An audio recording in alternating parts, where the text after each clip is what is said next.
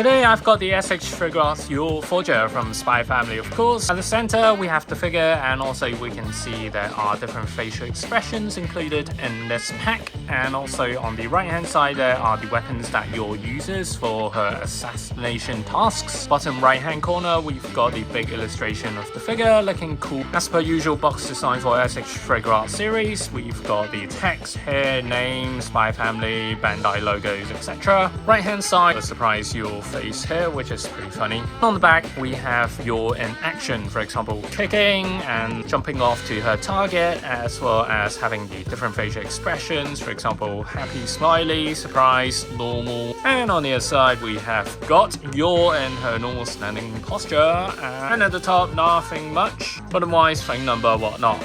Let's pop her open. Start off with checking out the figure first.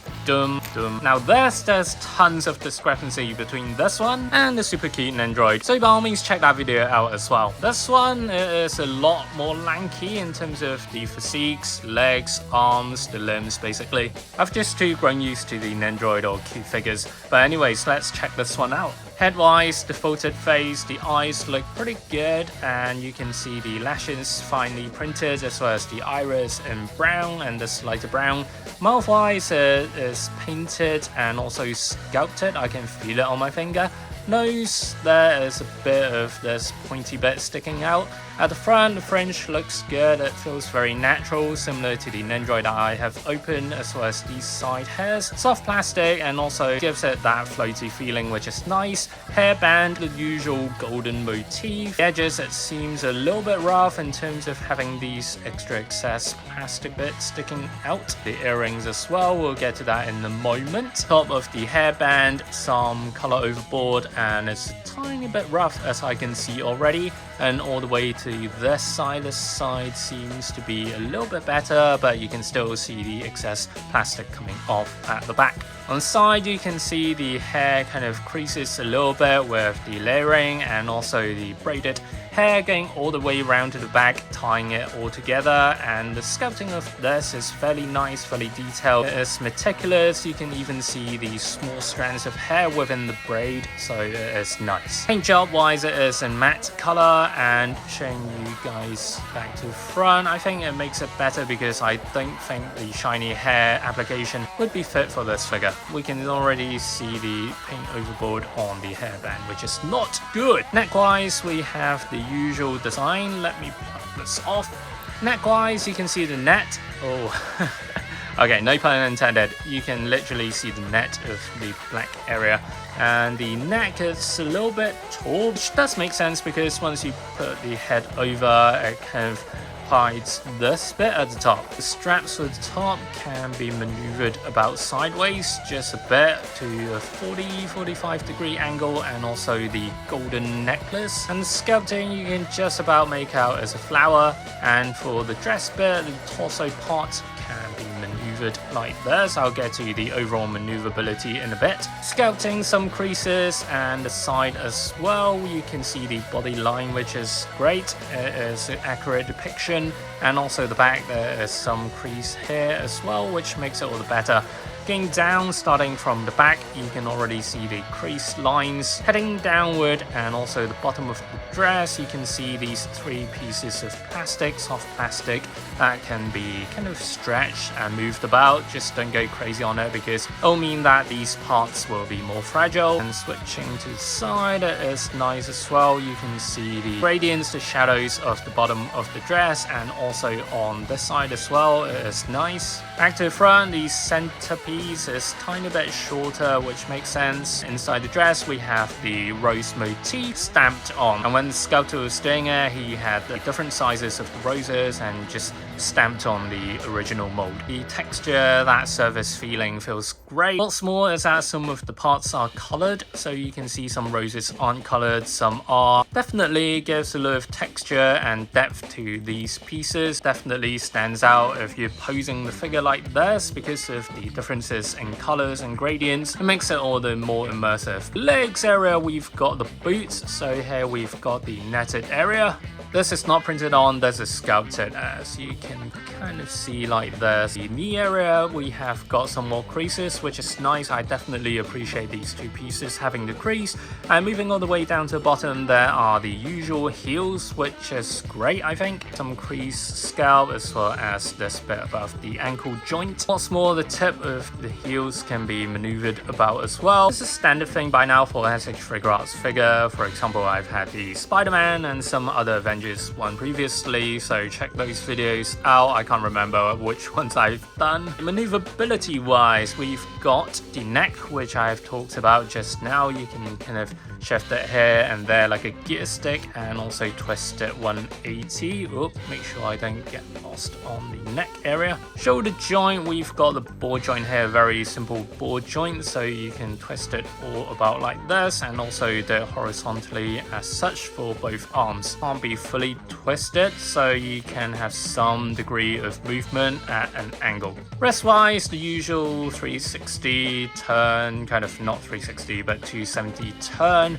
and also this is where you change about with her different gestures of the hands. Also piece, I've just talked about it, you can twist it a little bit, so I'd say this is a 30-degree turn left and right.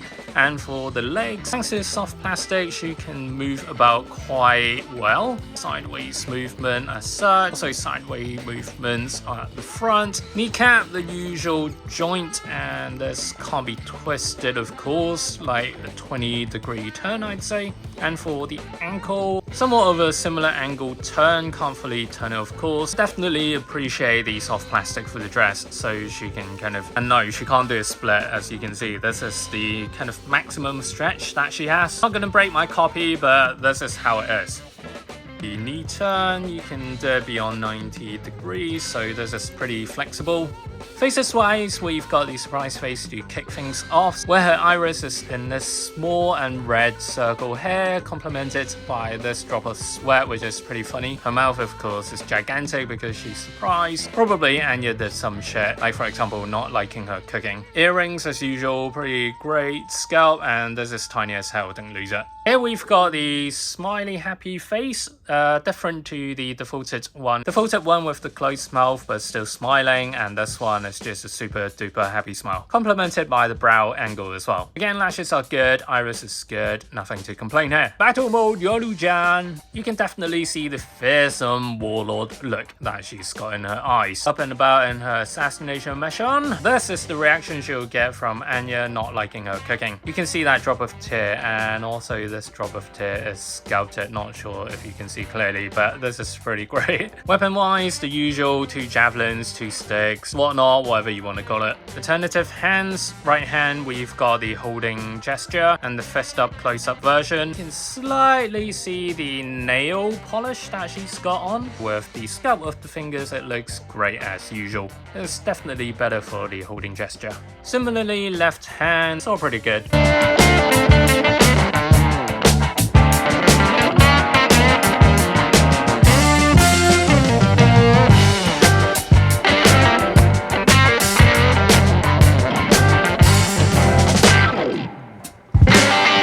Right, I know what you ask, whether this one is better or the cute Nendroid version is better. This SHFiguarts Zero figure is good in the sense where she is accurate to her depiction in the anime and manga, the normal size, well, human body size. Limbs have great maneuverability for the arms, for the legs, and I appreciate the soft plastic pieces they've done for the dress here, so it gives that extra angle where she can stretch her legs, complemented with the nice joints on her knee, ankle, and the heels as well, at the tip, of course. Paint job wise, overall good. For the faces, definitely. At the top, the hairband isn't that great, but it's just very slight. Hopefully I can oversee it because this is at the front as well. Other than that, not a lot to complain, but it's a very standardized Your figure. Nothing too exceptional, but it's good. It's better than fair, it's good. Accessories wise, you do get these different faces, which is good when you're posing it differently. I appreciate that, and it comes with 4 different faces. That is probably probably more than the annual one that I've previously opened, so you can check that video out as well. Hand gestures, nothing surprising, it's just fists and holding weapon gestures and open palm as the defaulted pair of hands. Now back to the question whether I would prefer the normal size Yor or the cute version of Yor. I usually like to collect cute figures. I can answer you instantly. I would prefer the cute version, i.e. the Nendoroid figure. Plastic is a bit smoother for the Nendoroid figure, the finishing, everything is, I wouldn't say it's crude for the SHFiguarts. Nendoroid usually does a better job in terms of having this smoothness in their finishings as well as the printing. Due to the bigger size, there is more volume of the stuff that can be happening inside the iris, which I like. Sculpt-wise, both are good in their own right. In terms of posing it, for example, if you're having this battling motion, this battling scene that you want to take a photograph of, I'd definitely say go for the normal size Yor because of the legs and hands, well, arms, that can be maneuvered about. And like the Avengers figures that I've opened up previously, whereas the tiny cute ones, you can't really do that much dope ass poses, of course, because it's limited by the very tiny and short arms and legs. So it's just a personal preference. If you're someone like me who likes figures, just get them both. If you're on a limited budget and space, go for the Nendoroid. Nendoroid is always right, can never go wrong, most of the time. Actually, I almost forgot to mention, SHFiguarts figures don't come with a stand, so making her posing even more difficult. You gotta get one of those acrylic stands from another figure to get her to pose if she's kind of like kicking and jumping off in the air and doing cool shit. Also, gentle reminder, there are the ball joints that are super visible with the SHFiguarts figures, whereas the Nendoroids are cleaner and hides these joints really well. Another reason for Nendoroids. Hopefully this video has helped you out, and also kindly comment down below your thoughts and let me know what do you think of this figure, whether you get the normal size version or the cute version, normal size version. And as always, kindly like the like button and sub to my channel for more stuff like this. I've got tons of Anya and Spy Family figures and unboxings, and I'll see you guys next time. Check those videos out, remember, and bye now, bye.